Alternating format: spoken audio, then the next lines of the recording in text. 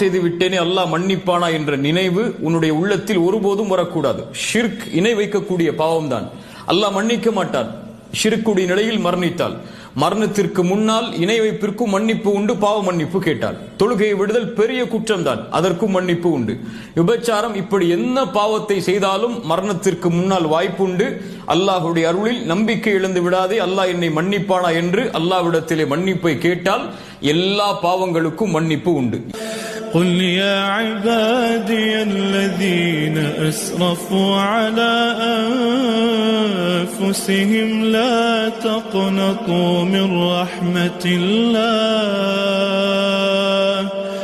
إن الله يغفر الذنوب جميعا إن الله